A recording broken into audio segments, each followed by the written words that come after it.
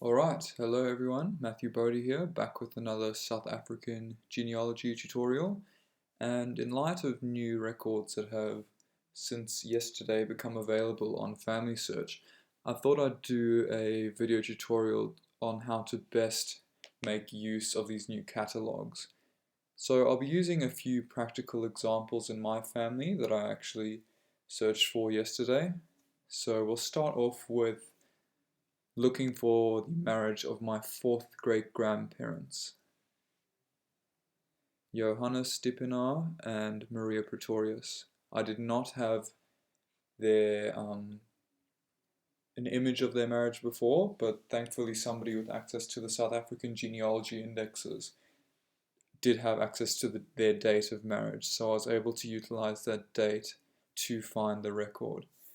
So I knew that they were married on the 25th of January 1850. So with that date in hand, let's go and try and find it on Family Search. So you can use the direct link to the catalog I'm about to use on Family Search from the spreadsheet Linda Farrell created on Facebook, but I cannot put enough emphasis on how important the catalog on Family Search is. It will become your best friend in South African research, so it's best to get used to that catalog from early on so you aren't left behind. So let's go to the catalog and go to titles, and then we're going to type in Cape Marriage 1899. And using those three keywords, you'll see the first little catalogue to pop up is the civil registrations for the Cape Province from 1696 to 1899, and this is the catalogue that was uploaded yesterday. Now, a quick little tip: if you want to know whether a film has been uploaded or not, there will be a camera icon in the format column. If there isn't a camera icon, there will be a film icon, and that means that it is not uploaded.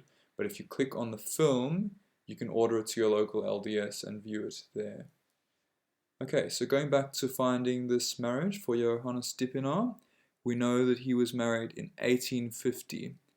The town does not matter for these records. All you need to know is the date, and you can find it. This differs from the Transvaal records, where the collections seem to be in the order of town first and date second, whereas the Cape marriage records are only in date order. So with that in mind, let's go find the year 1850. So let's do that. We look for the film description. These first few numbers here, those are the entry numbers. So entry number 4149 to 4652 for the year 1840. So the last few digits that appear in the title is the year for the film. So we're looking for 1850 to find this marriage. Okay, so here we are. They got married in quite early on in 1850 in January, and we see here that there's a film for the end of 1849 to the beginning of 1850. So we know that this marriage is more than likely going to be there in that film as opposed to the later on months, which are down here. So let's open that film in a new tab using this camera icon in the format column. And let's just go to the end of this film to see what date it takes us to.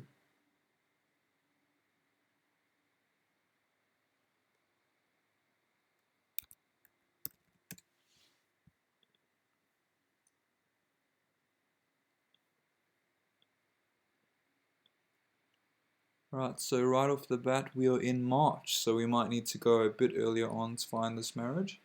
Remember, 25th of January, that's the date we're after. So let's go to, say, image 200.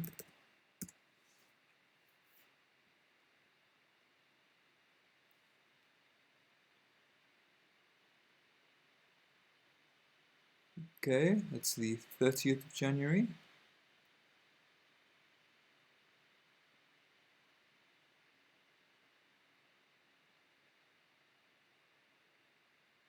So we need to go a few more images back. So let's try about number 160.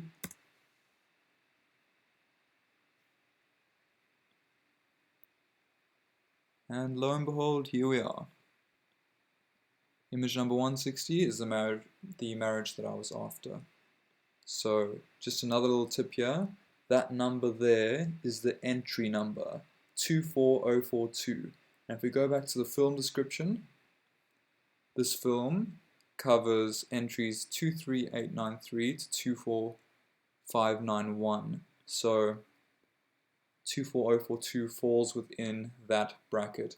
It's quite important to get your head around the entry system as well. Alright, so now we have that marriage record. We can download it and upload it to any platform that we like. Now, that's a practical example of a Cape marriage. Next, I'll be giving you an example of a Transvaal marriage. So we're going to go back to this catalog here, our best friend, remember? So we go search, catalog, and click on titles, and type in Transvaal, civil, 1869, because that's the year when these records start from. And the only result is the catalogue for Transvaal marriages and deaths from 1869 to 1954. So that is the film that we're after. Now, Johannes' daughter, Anna, is my third great-grandmother. She was initially married to Cornelis Rademeyer, who's my third great-grandfather, but he passed away in Johannesburg in 1900. And I think 3 years later, she filed for his death notice and applied to be remarried. So I had an estimated date of when she was getting remarried. I think it was in August. So just 1 month later, she got married in the September of 1903 in Johannesburg. So let's try and find her actual marriage record using that date I have, the 8th of September 1903 in Johannesburg. Remembering what I said, these Transvaal records do differ from the Cape records in the way that they are organized by town first and date second. And you'll see what I mean. We're going to scroll past these first few records because these are deaths. 1905, 1906, so we want to scroll down past 1954, and that's when the marriages start.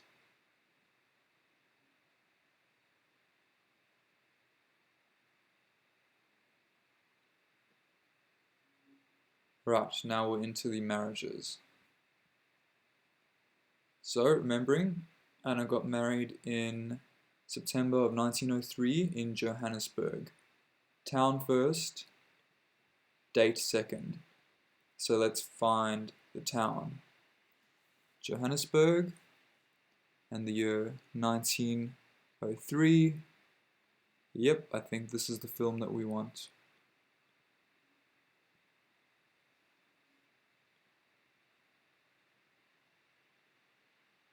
Alright, so scrolling past the first few images, let's see what date this film starts on.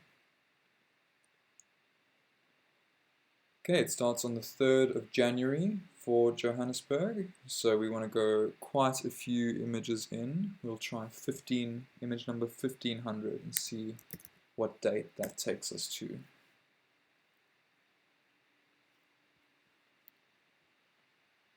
Right, we're on to the 20th of August, so we still need to go about 1 month in. So let's try adding another 150 images and see what date that takes us to.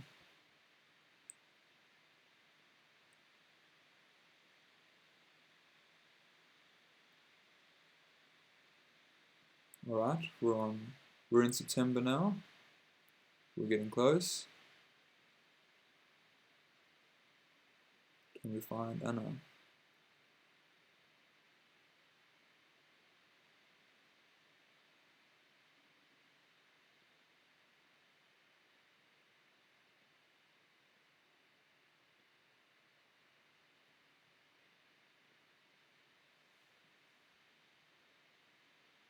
Yes, we can. Here's Anna Susanna Rodemeyer, formerly Dippenaar of Graaff-Reinet, marrying John Doherty from Manchester in Johannesburg on the 8th of September 1903. We've got the record we're after.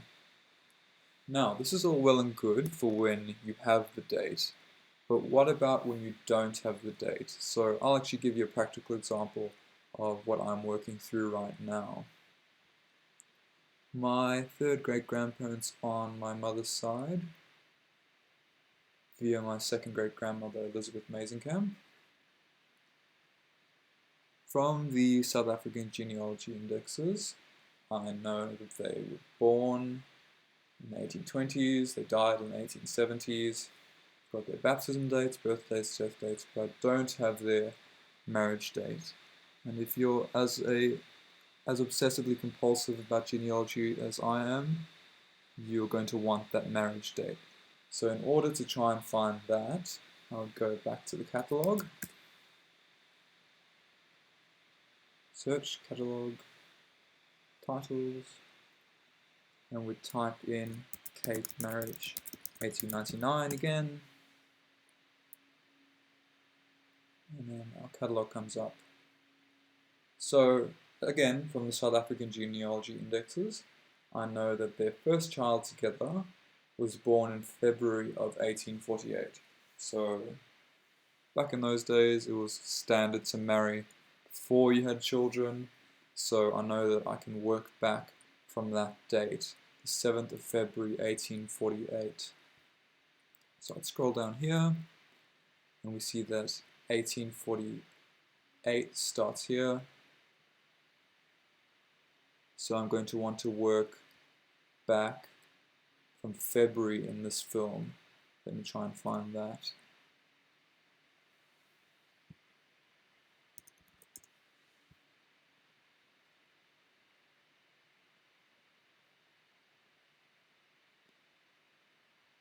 Yep, so we're already in February of 1848.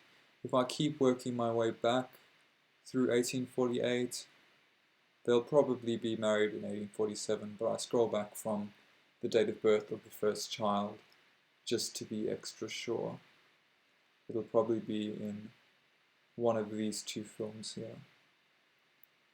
Anyway, I hope that this tutorial was helpful and that you get to utilize these techniques in your own research. Thank you again for watching. Goodbye.